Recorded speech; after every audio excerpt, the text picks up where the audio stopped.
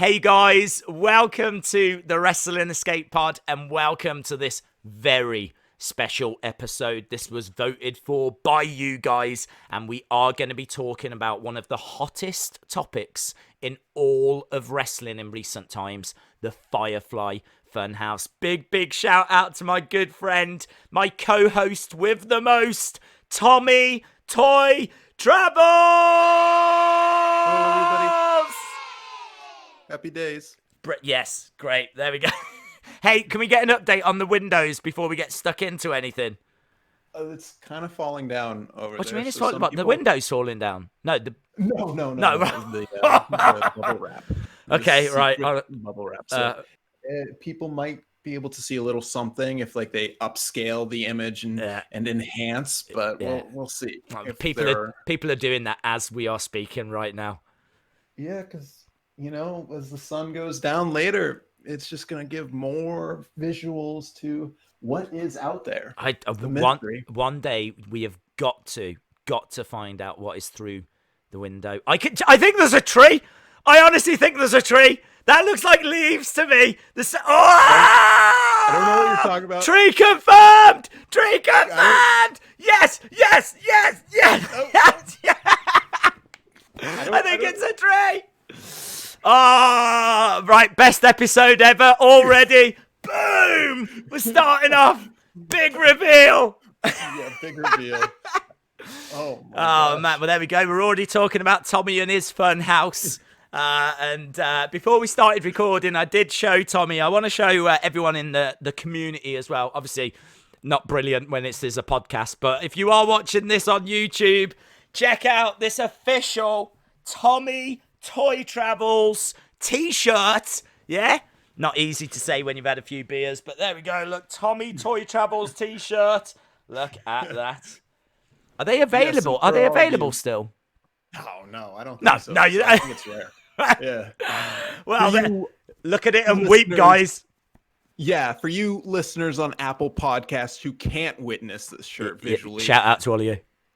Yeah, imagine the most beautiful shirt you've ever seen, but there's only one, and Daze has it. Yeah. It's I should say it's white, and it's got a black outline of Tommy as his. Well, is it like your YouTube? It looks like you're talking into the microphone right now, but is it your YouTube like alter ego? Yeah. You could say that. Yeah, because I kind of feel like whenever I look at this, it reminds me of you when you wore the wig. Yes. So I'm very much seeing that, Tommy. So there we go. Loving it. Right. Well, let's get into the show anyway. Let's get into the Firefly Fun House. Now, I've got a little bit of. This is a really difficult one for me because this has been such a big topic and it's been such a big thing that we've been talking about on the Wrestling Daze channel that I honestly don't know what new information I could bring to that community. I kind of feel like just going back through the history and talking about the history, talking about the impact it had, talking about those early episodes. I think there's an awful lot in that. And I think it's going to be really interesting as well because am I right in thinking you've only recently seen the episodes? Yes. If it weren't for your audience, you guys listening or watching, I would have not watched any Firefly Funhouse. Well, there we go. Wow. Okay.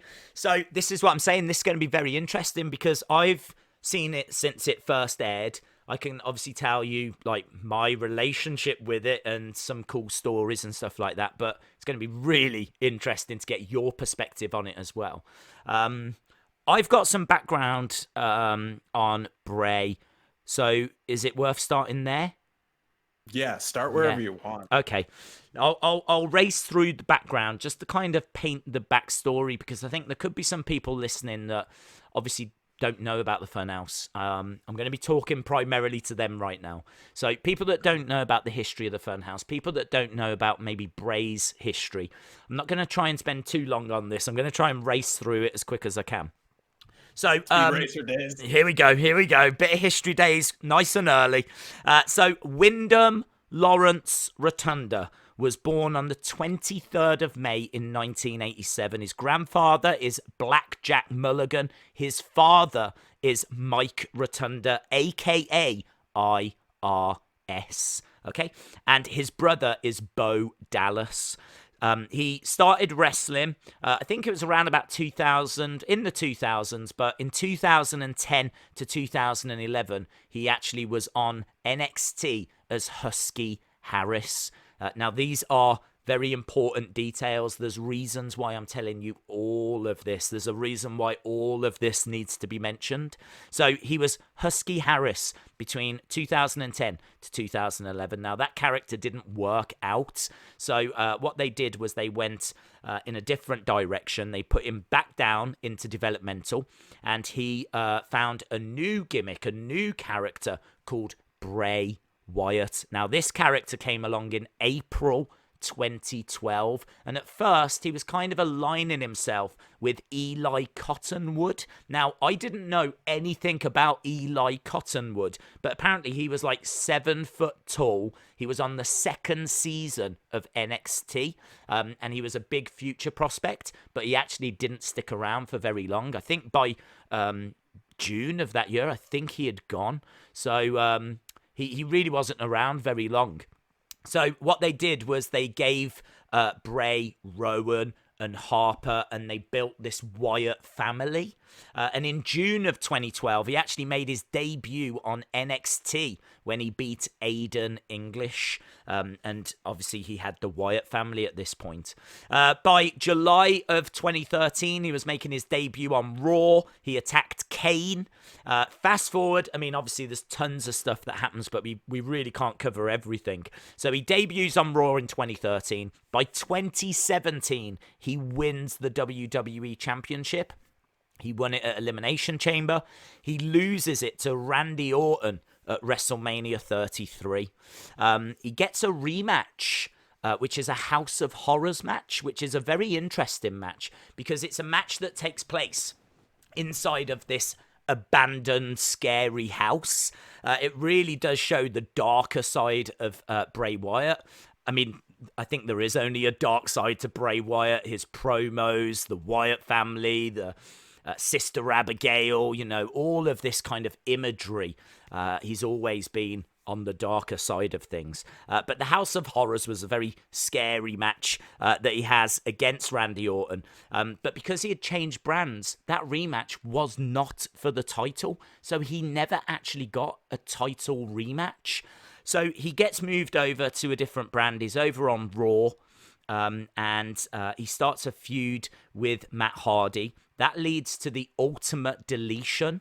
So this is another very interesting match. It was done, I believe, at the Hardy compound.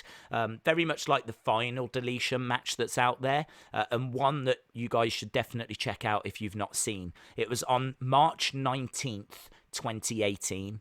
So he has this Ultimate Deletion match against Matt Hardy. The end of that match, he gets thrown into the Lake of Reincarnation, and then he isn't seen for a while. When he returns at WrestleMania 34, he helps Matt Hardy, and for the first time in his career, he is a fan favorite. He returns as a face. So that Lake of Reincarnation really did change him. So that's quite a big moment in this story.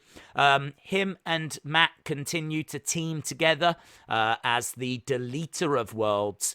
And then in July of 2018, due to injuries, the team has to disband. Okay, now that is it. That is where we get to. That is the Bray Wyatt story. Now, obviously, there's tons of stuff in there that we haven't covered, but we've touched the big points, if you will. He's gone for quite a while. We don't actually see him again until the end of the year.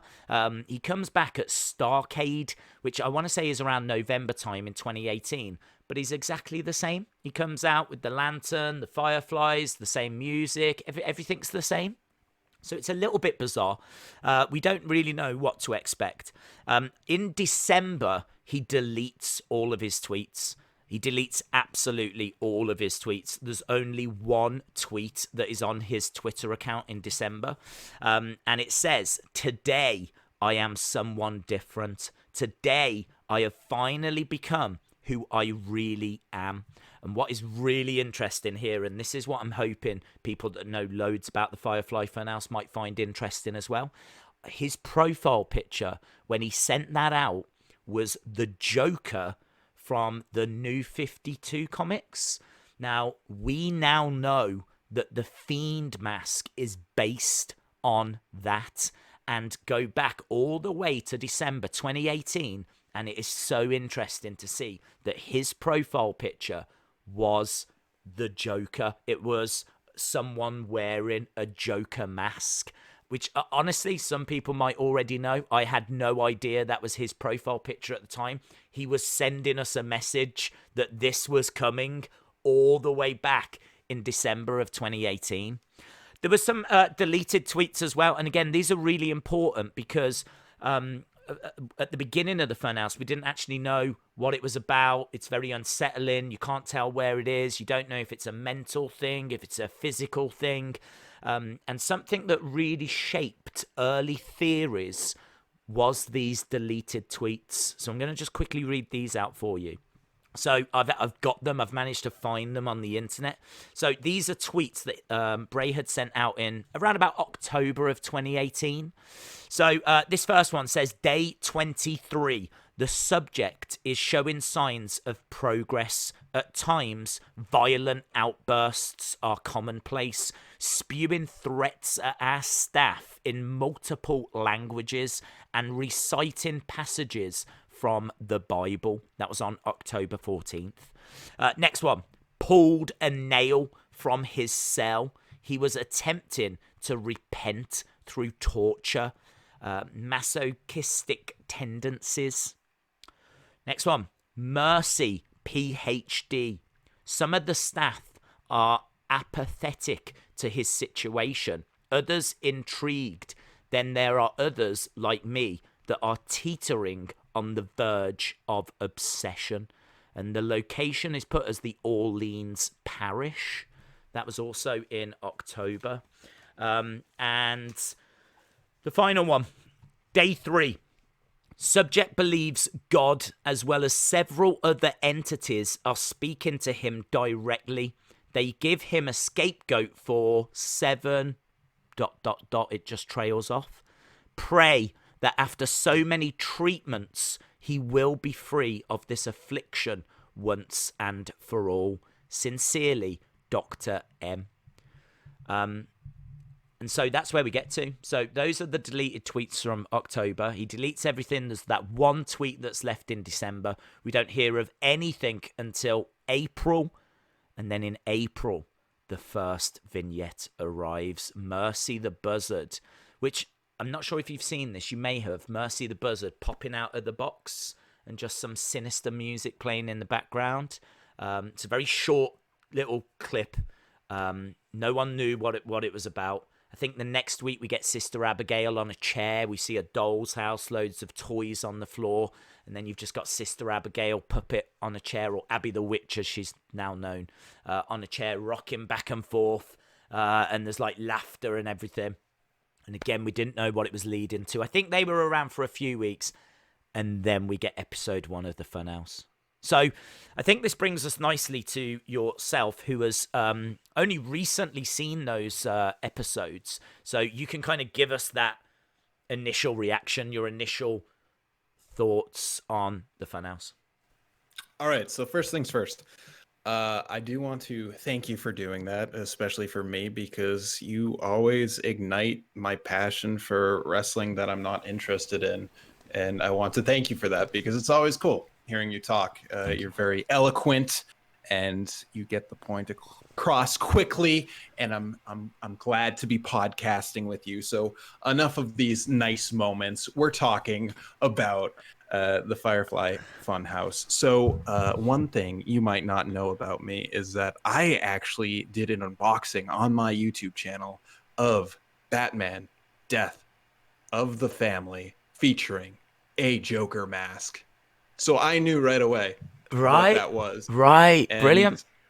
I actually read the book. So I can tell you a little bit of that. It was basically Joker had someone surgically remove his face. It didn't say why. It was just like Joker's so insane. He got someone to remove his face, and then he like basically spread it back out on his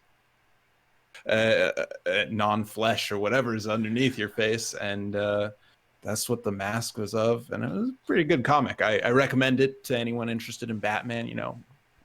It's good stuff. So right away when I saw Bray in that mask, I was like, yikes, that's so on the nose. Couldn't they have done anything differently? Because when I was initially interested in Bray Wyatt and the Wyatt family, it was right when I was out of art school. Yeah. And a lot of times people in the film department, they love going into the woods with animal masks and doing like weird artsy shots and dumb stuff. So the joke was always like, yo, they're just art students. So I thought it was fun, but I did enjoy the aspect of the character being a little paranormal, a little different. And I am someone that is into horror and the genre of horror. So I'm always kind of excited about that. But I feel like the first question I had for you is, why do people like the Firefly Funhouse segments? Oh, why do they like them? Yes. Oh, did it not resonate? Oh, I love this. It did not. Oh, this is brilliant. This is brilliant. Oh, this is brilliant. This is brilliant because I like them. I like them. You didn't like them. So this is proper yin and yang. Yeah, that's why I was like, oh my gosh, I feel so bad. No, why? Because it's like everyone expected us to be like, yo, it's so good. But I'm just like, it was all right. No, everyone expects us to be real. Okay. Everyone expects us to be real. Everyone expects us to be real. Everyone expects us to be honest. And if it didn't this is really interesting because you've just watched it and that no one's influenced you. No one's swayed you or anything like that. You've sat there, you've watched it, and you've not had the same reaction. You see, for me, the reason why the Funhouse worked was because we didn't know where it was leading. I think there was a lot of goodwill towards Bray because Bray is someone that we've always wanted to see succeed because I think we all loved his gimmick before. And it always felt like when he got to the dance, he was always getting beaten. So he'd get to WrestleMania, he'd lose to John Cena. He'd face The Undertaker after the streak had ended. He would lose to The Undertaker at WrestleMania. He was always getting there, but never getting what he deserved. Even when he got the title, he only held it for like a month or so and then lost it at WrestleMania. So everyone constantly wanted Bray to succeed, and he was never getting the opportunities that we felt he deserved. Everyone wanted him to be the new face of fear. Everyone wanted him to be the new Undertaker because we could all see the Undertaker was on the decline. Well, who's going to take that spot? Well, here's Bray. Here's this cult leader. And so it felt like with the family and the fireflies and all the lights in the crowd, it's like, here he is. Here he is. This is the guy. This is the guy. There's no one else that's doing this kind of thing. So everyone wanted him to succeed. He didn't succeed, and then he ended up going away. So when he came back, there was a lot of excitement as to what's he going to come back with? How are they going to repackage him? Are they going to finally give him that push? So when he came back with vignettes, it wasn't just a graphic saying Bray Wyatt back next week. It was actually a vignette. And not just any vignette, but something that we've never seen before. This was Mr. Rogers. But from the first moment that we saw it, we knew there was a darker side. We knew there was something else. Because this is Bray. Bray's not going to be repackaged as Mr. Rogers, just coming down, love your neighbor, all that kind of stuff. So you knew there was a darker side to it. So when a large part of the success of the Funhouse is people trying to figure out what is going on, because a lot of early theories was that because of those deleted tweets, the Funhouse was in his mind. It was all in his mind. This is his safe space in his head, because in reality, he is locked in one of those mental asylums and he is about to be released. That's where he's been for 6 months. He's been locked away. He's being looked after. There's tweets telling us subject believes God, as well as several other entities speak and all this. So, and now all of a sudden he's back with a fun house. So the belief was that it was all in his head. Not that he had actually built this studio and he was doing puppets. And then all of a sudden he's talking about destroying his old self, where he cuts up the cardboard standee. And then, of course, you've got Huskus the Pig Boy, who is a reference to Husky Harris, his old character from NXT, which is why we mentioned Husky Harris. You've got Mercy the Buzzard, who's named after Waylon Mercy. And again, we really need to talk about him because that's a very important aspect. Abby the Witch is obviously Sister Abigail. There's one point where Vince arrives as well. Ramblin' Rabbit, we believe, is a reference. Yes, Devil Vince. Ramblin' Rabbit, we believe, is a reference to his old promo style, where he would talk a lot but not make a great deal of sense. Well, certainly not at the time. I think you can go back and look at some of those promos now and take a few bits from them when he talks about Abby, because Sister Abigail really is a subject people are very fascinated in.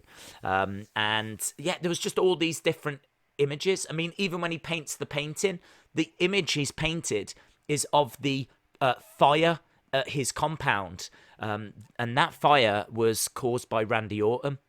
Randy Orton actually went round to the Wyatt family compound and actually set it on fire, burnt it to the ground. It's a big moment in the history of Bray Wyatt, because apparently, like, Sister Abigail's soul was destroyed. Her ashes were underneath the compound, and, you know, Randy Orton wasn't just destroying Bray's house. I'm guessing it's his house.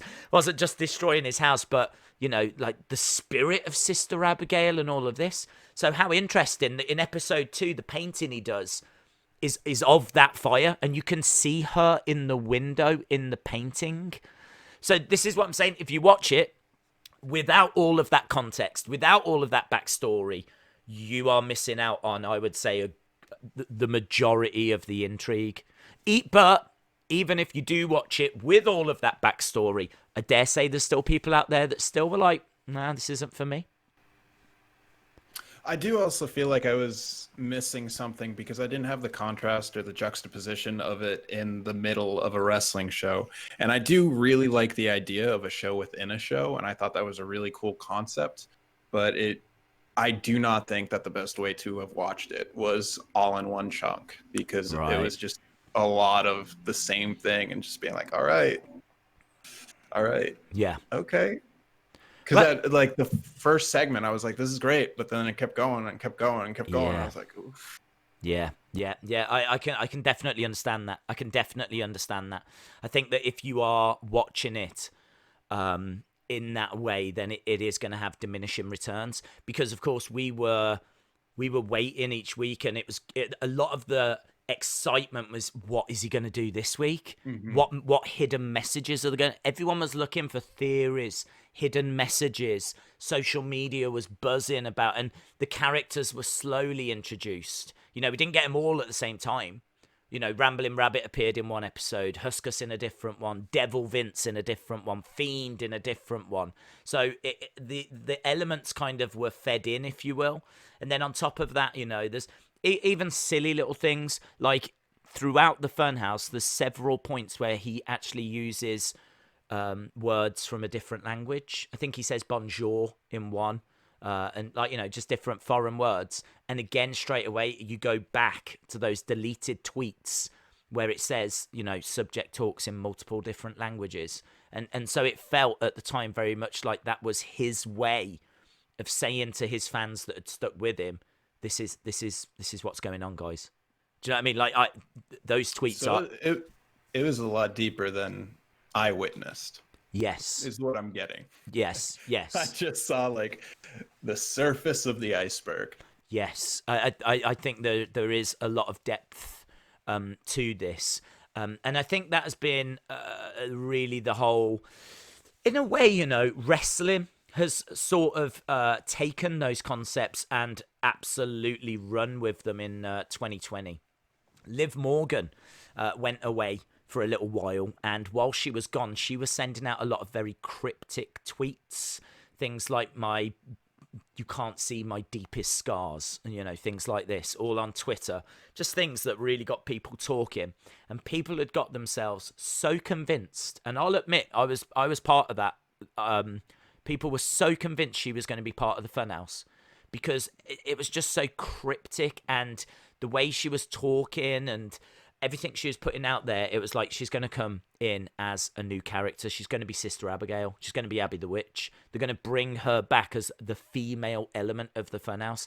And they didn't. They actually brought her back in some lesbian love angle, right? Yeah, Lana. I miss you, Lana. I miss you, Lana. Yeah, it was. And then like next week, it was like, just JK, guys. We're not. Oops. I tell you, people love Liv Morgan as well.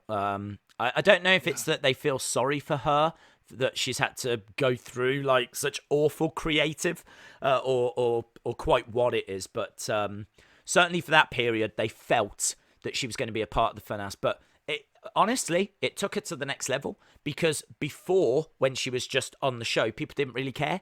When she went, she got more over not wrestling and sending out tweets. She got more. She was trending at times because of her tweets.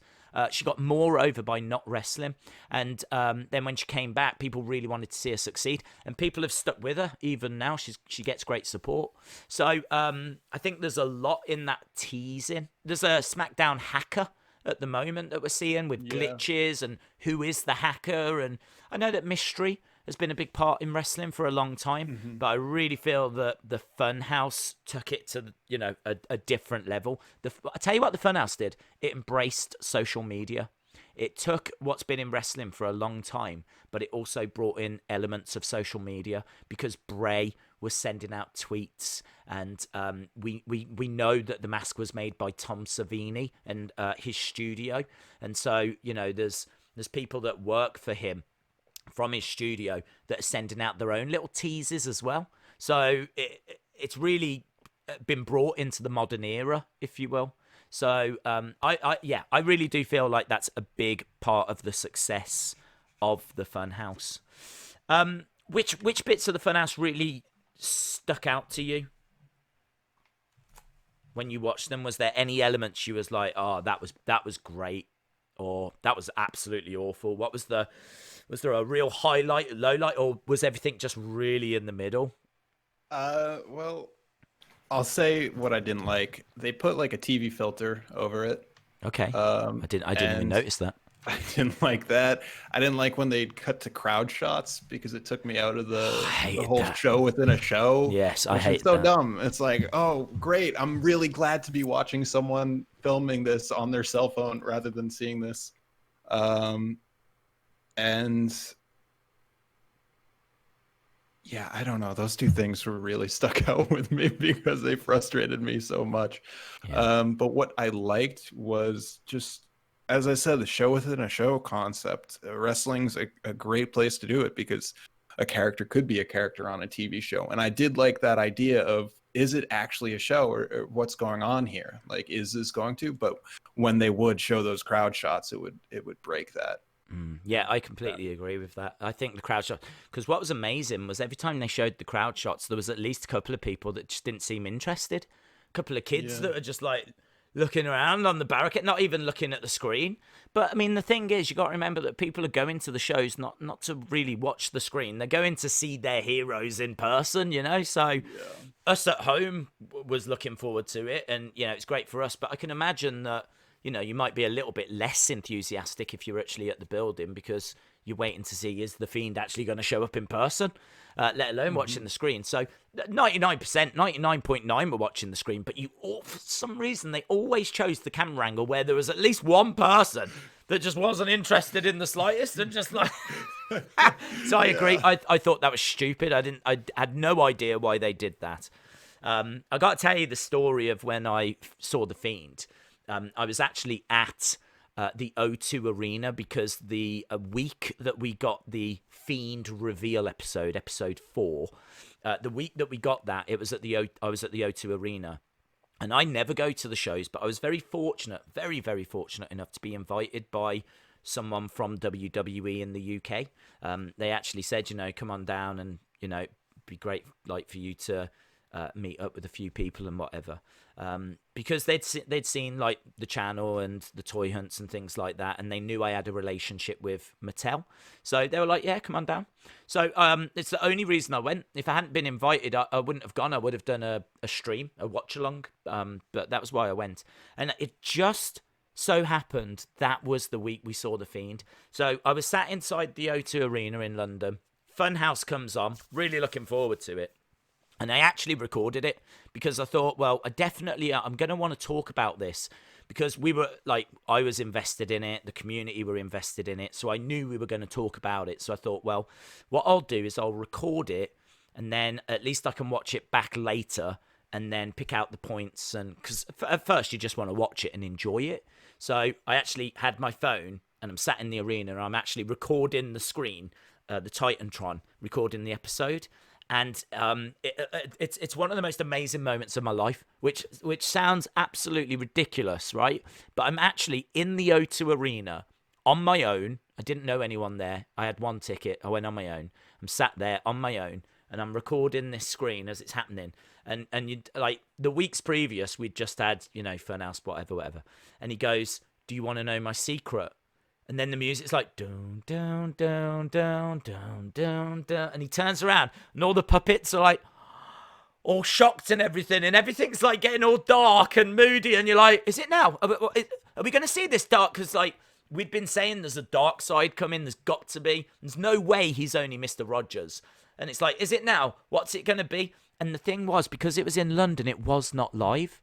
I was one of the first people to see that. Right, and I'm not saying that as a gloat. Oh, yeah. I'm not saying it as a gloat or anything. I'm literally just saying it as I was sitting there, I knew no one had seen this yet. Like I couldn't go onto the internet and go, guys, what did you think? No one had seen it. I was in London. It wasn't going to be shown for another few hours on TV in America and in the UK. So I'm sat there as this thing's happening and I'm filming it, and it's like, and then you've got the Fiend, and it's like, yowie wowie. And it's like, oh! This is one of the best things I've ever seen. Like Bray Wyatt, the guy that we've been waiting to get to the mountaintop, the guy that we've been hoping that they're going to push, the guy that we've been waiting to get opportunity, has just had vignette after vignette after vignette, and now here is this thing. So I ran outside the building, and there is a video on my YouTube channel of me just filming myself, not knowing what to do. I didn't know what to do. I didn't know what to do. I was like, should I leave now? There is nothing else I need to see. I can't put this footage up because I can't spoil it, and I don't want to spoil it. But I've got to talk about this. This is huge. This is beyond huge. People are going to, when people see this, they are going to lose their minds. I went onto Twitter and I said, when you see tonight's episode, you are going to lose your freaking mind. And I did this video. I'm like, you're going to lose your mind. I didn't know what else to say. I needed to get the message out. You're going to lose your mind. And so, yeah, that video went up onto YouTube. It's literally a few minutes of me freaking out, losing my mind, telling you you're going to lose your mind. And I sent a tweet out as well saying you're going to lose your mind. And I sent that out. And I ended up going back in, and I can't even remember what happened in the rest of the show. I can't remember. The rest of the show was completely irrelevant. Completely irrelevant. I just remember like leaving going, yowie, wowie. Yowie, wowie. As I'm getting worked up now. The hype was real, man.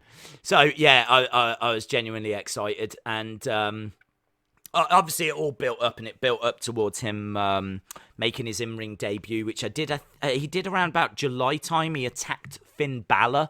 Balor was in the ring. The lights slowly started to close down, lock down, and then I think when they came back on, he was in the ring. The Fiend was actually in the arena. And he went after Finn Balor. And that made a lot of sense. I should just quickly say why that made sense. Those two, Bray and Balor, had a feud, and the feud hadn't finished because I can't remember. I think it was Bray that fell ill, because I think we were meant to get a TLC Finn Balor versus Bray. I think this was 2017. Finn Balor versus Bray at TLC, but Bray fell ill. and it ended up being Finn Balor versus AJ Styles. Oh, that was such a good match. Yeah, and it was a great match. You're absolutely right. It was a great match. So, interesting point on that. I'm sure people in the chat are already shouting this out. But in I don't know if it was the Go Home episode, but it's the only time we had seen it. But Bray Wyatt actually dresses as Sister Abigail on the Titantron. It's so bizarre. He actually shows that she still exists. She's still real. She's still within him. And he's talking normally, and then I think the lights flicker, and when they come back, he is Sister Abigail. He's got like this veil and like white painted face, and it's very, very strange. I remember people thinking and saying, I really hope he doesn't come down to the ring in drag at TLC. I really hope he doesn't come down as Sister Abigail. But of course he fell ill, and so we never got that. No, I that would be such a great question to ask him. What would have happened at TLC? What was the plan for Bray versus Finn? That would, honestly, it would be so interesting. So interesting. Because, he might have been Sister Abigail. So that's why he attacked Finn. That was his first opponent, so that he could finish what never was finished before. So, yeah, really, really interesting stuff. What did you think of the puppets? I thought they were interesting. I will say this, though. I think I might be going out on a limb here. I felt more Pee-wee's Playhouse vibes than Mr. Rogers vibes. And I'll tell you why. Because they had a word of the day. Mr. Rogers doesn't have a word of the day. Oh, Pee-wee's Playhouse does. Was Mr. Rogers' word of the day sociopath, though? No, it was not. He didn't have word of the day. Or Pee-wee. I've got to be honest, right? I've never seen Mr. Rogers, right? Now, I don't know if this is going to upset people. I genuinely do not believe it made it over here in the UK. I'd never seen it. I'd never heard of it. Just when people were talking about Mr. Rogers, I obviously went onto YouTube just to check out a clip, and I could then see. I didn't need to watch any to see the comparisons. So, but I have seen Pee-wee's Playhouse when I was younger, of course. So that came out. That might have been on like Nickelodeon. I can't remember what channel it was on, but it did come over. But we never had Mr. I mean, was Mr. Rogers like a 60s thing anyway? Mr. Rogers ran from like the 60s to 2000s, maybe. Did it? Yeah, it was good stuff. I watched it growing up, so it was. Can I ask you a question?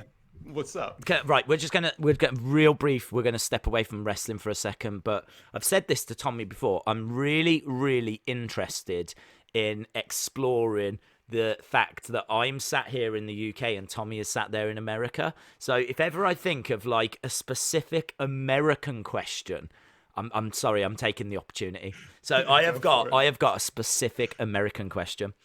When you grew up, was one of the biggest kids shows, Sesame Street? And the reason why I ask this is because it was on here in the UK, and you could tell it was American. It was too well done to be British, in all fairness. Like, it looked really good. There's no way we're making anything of that quality, right? So it was too impressive to be British. So as a kid, I would watch it, and I'd be like, yeah, this is cool. But for some reason, it was never like, yeah, this is cool. This is hey, Ma, what's that? But where's Rugrats? So you could tell that it was cool and it was impressive, and it had a big budget and it had a big bird, and it had all of these big things. But for some reason, I just don't think it was that big of a deal. But even as a kid, I knew, wow, this must be what the kids watch in America. This must be the kids show, if you know what I mean. Mm-hmm. So my question is, was it? For me, growing up, I did watch it, but it wasn't like level of Barney or something like that. And wow. Tickle Me Elmo was huge. The Tickle Me Elmo toy. Yes, that was big here. I kind of feel like at my time, growing up and stuff like that, Teletubbies was probably more popular than Sesame Street. Yeah. Over here. Well, same. I mean, that was English. Yeah, that's why I mentioned it, because you guys got that. Yeah. Head. That head. the baby head in the sky.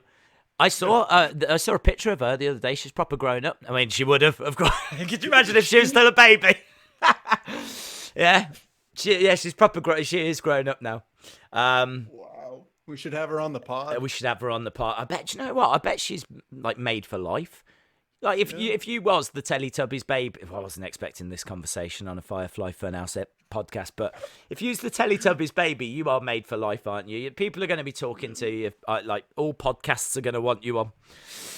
She def has a cameo. Well, if you are watching / listening, hit us up.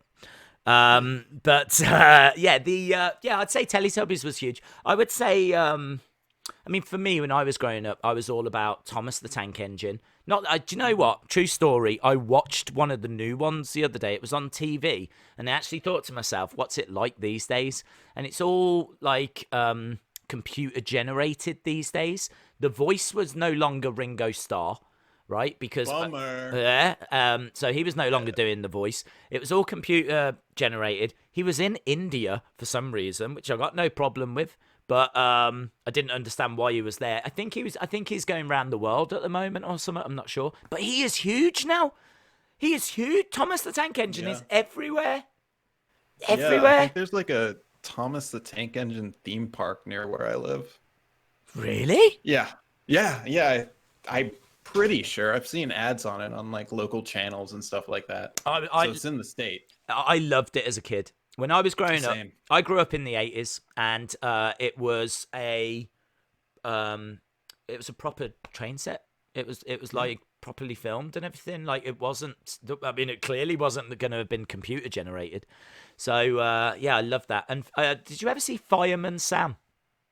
I did not know. Oh, you should check it out. Yeah. Good stuff.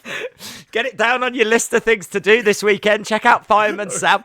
Is a fireman from Wales, and he's a good guy. He's a blooming good guy, Fireman Sam. So yeah, big fan of him. I used to watch Rainbow as well, which I doubt you had, and a little program called Button Moon as well, which was awesome. So yeah, I mean, those were when I was really young. That's what I watched, and then you had this like American show. Do you know what I mean? That you could tell was a big deal, but I don't know, it wasn't landing with me. So I've always wondered if Sesame Street was like everywhere. Do you know what I mean?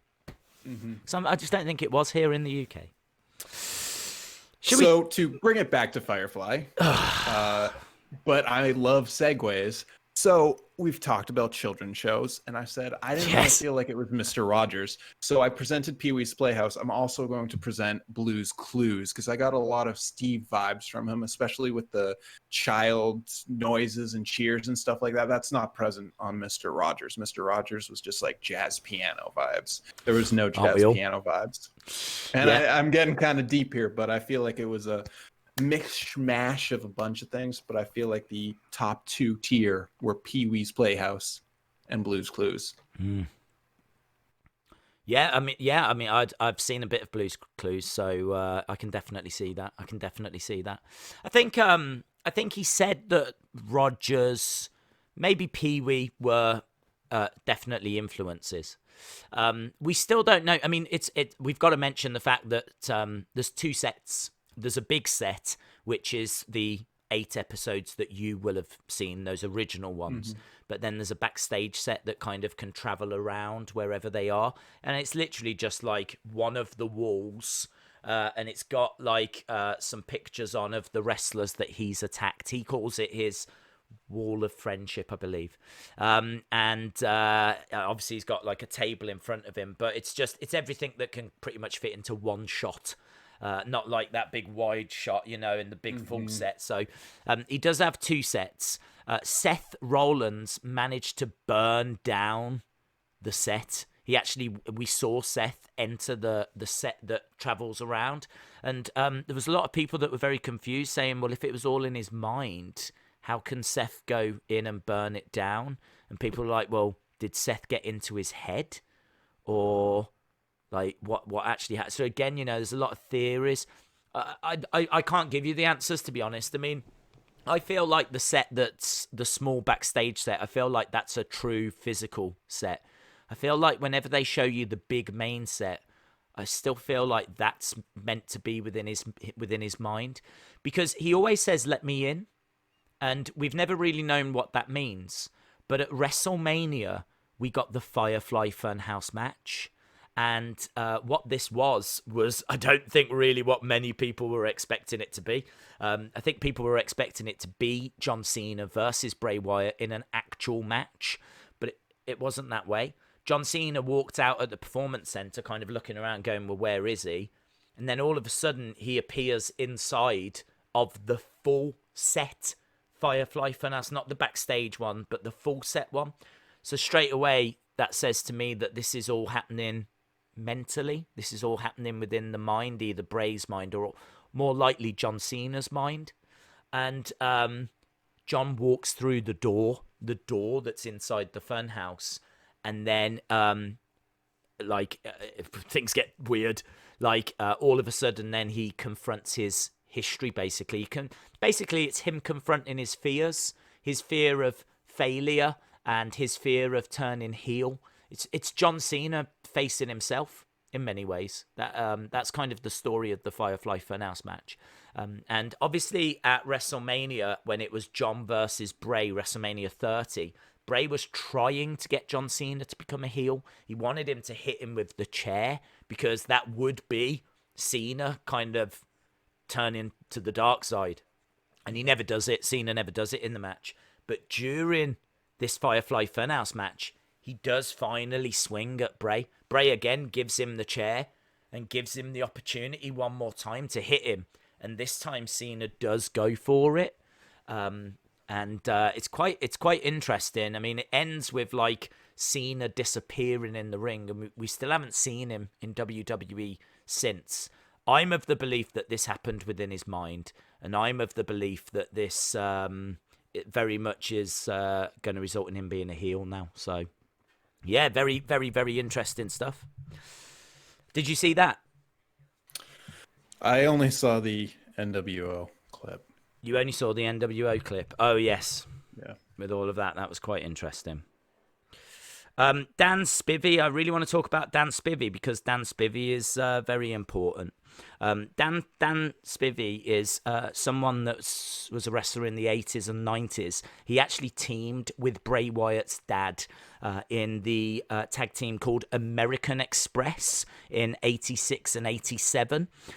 He also teamed with The Undertaker, Mean Mark Callis, as the Skyscrapers in 1989. If you actually go to Clash of Champions 10, you can actually see Legion of Doom, aka the Road Warriors. You can actually see them taking on Undertaker and Dan Spivey, right? Obviously, Undertaker is called Mean Mark Callis. So Dan Spivey would then join WWE, and he would join them as Waylon Mercy. And Waylon Mercy was like a cult leader, and he had a catchphrase of, do you know what I mean? And actually, Bray Wyatt even says that. He even says that in the Funhouse. He actually says, do you know what I mean? I think it's Mercy the Buzzard that says it, actually, which again just kind of added more to the theory that Mercy the Buzzard is Waylon Mercy. It's based on that person. And Waylon Mercy actually helped Bray come up with the Bray Wyatt character when he was in developmental.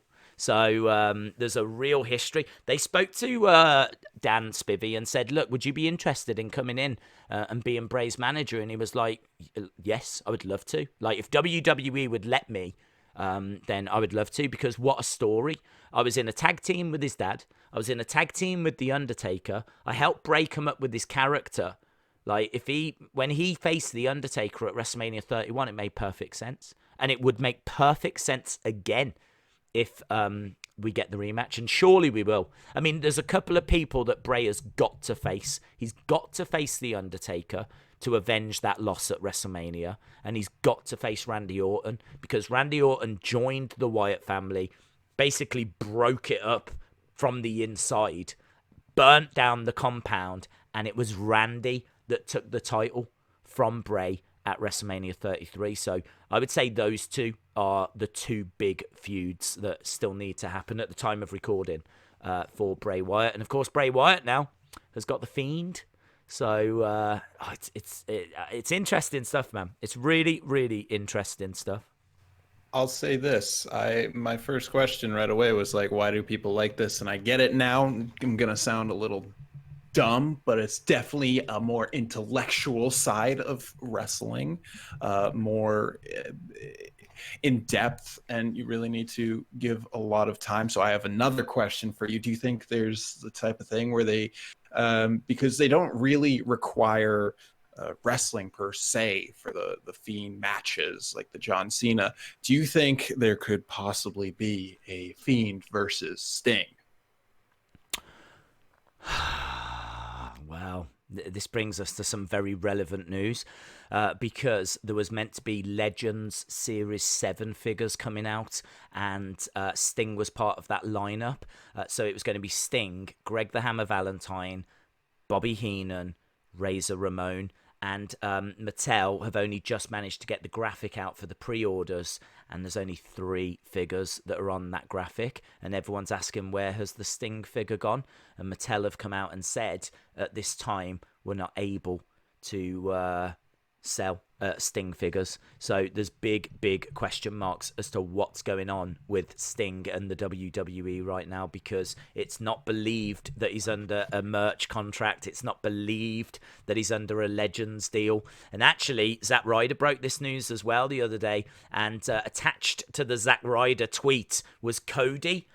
Cody from AEW just put that simple gif of Cody listening out like this. Just having a little, like, very interested that Sting is potentially a free agent. So there's a few rumors around at the moment that Sting is out of WWE and could very much be AEW bound. So if that is, talked to your bud Dave Meltzer? I was on the blower to Dave. Got on the blower to Dave. He said, "How did you get this number? Please stop calling me." And and I said, "I love you, Dave. I love you. Can you please rate this phone call out of 5?" And he gave it 6 stars, which I still think is cheating. But he doesn't. He hasn't said anything yet. He doesn't. I don't think seemingly he knows what's going on. But I've got to be honest. I think right now my dream of seeing Undertaker versus Sting is not looking great, and I don't think Sting versus Bray Wyatt is going to happen either, unfortunately. But it would have been. It would have been great. It seems like the one way to get him back in the ring, can have a body double, because it is more cinematic than a normal wrestling match. So that's certainly, but maybe AEW can do that with Darby Allin or something. Yeah. I like Darby Allin. Matt Hardy. He's there. Matt Hardy, yeah. Matt Hardy's over in AEW at the moment, isn't he? Doing, we haven't seen like any deletions or anything like that yet, but obviously very, very early doors. And plus also, what with the world and the state that it's in at the moment, we don't need deletions. We don't need deletions. You're absolutely right. We need additions. That's what we need. The only thing we need deleted is COVID. Add. Why has no one took that yet? If there's any wrestlers watching this, feel free to take the new ad chant that we're the Wrestling Escape Pod are bringing. Ad. If Matt Hardy ever does a delete to me, I'm doing that right back at him. So,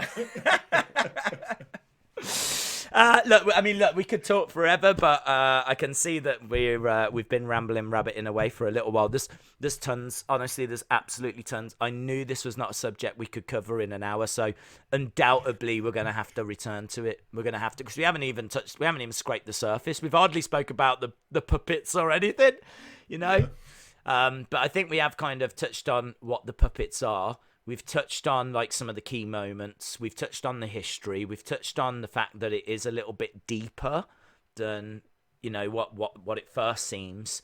We've touched on the deleted tweets. We've touched on what happens when he first returns. We touched on the Firefly Funhouse match at WrestleMania. I think we've covered a fair bit. But there's definitely big things that we still need to discuss. So If you are listening, then let us know in the chat, let us know in the comments what you would like to see us explore in regards to the Firefly Funhouse next time. As we said, you know, the Fiend character itself, I think, is very, very interesting. We know what the mask is based on as well. And who knows if we're going to see other characters added to the Wyatt family, to the Firefly Funhouse. So, could be very cool. I personally would love to see Bo Dallas join. I really would. Bo is Bray's real-life brother and seemingly hasn't really got anything going on at the moment. He was in the B team with Curtis Axel, but Curtis Axel got released. So it'd be really cool if they could find something for him. And how interesting if they were to put him with Bray. Anything final that you want to chuck in to the pot? As always, got to give a shout out to my Apple Podcast bros. Yes. And they are 100% men. We have 0 women listening to our audio podcast based on the analytics. So it's all men. So to all the Apple Podcast males. Guns out, guys. Wow. Guns out over on Apple Podcast. Oh! Next week's episode is going to be about chopping trees. Yeah! For the boys! Oh, that sounded wrong. We're going to talk about crying. Yeah, what? Crying? Why? Guys should cry too and cut trees. At the same time. Yeah. You gotta have the juxtaposition of being both strong and weak. Tommy, if ever someone told me I had to chop down a tree, trust me, I would be crying. Right, my friends, thank you so much for listening. Whether you're listening, if you're one of the boys over on Apple Podcast, or if you're one of the men or women that join us over on YouTube, shout out to all of you. Don't forget, jump over to Tommy Toy Travel's account. Drop a subscribe over there if you haven't already. Triple T. If you go on the YouTube channel, you can actually find a selection, a banquet of some of Tommy's finest cuts. So if you click on that, then that will take you to his channel. Drop a subscribe over there because we're trying to get Tommy up to 100,000 subscribers. We're on that road, baby! Wow. So close yet so far. Oh, no, we're edging closer. We are edging closer, so delete the channel at 98,000. Spoiler. Awesome, guys. Thanks a lot for watching, and hopefully see you again next time. Bye for now.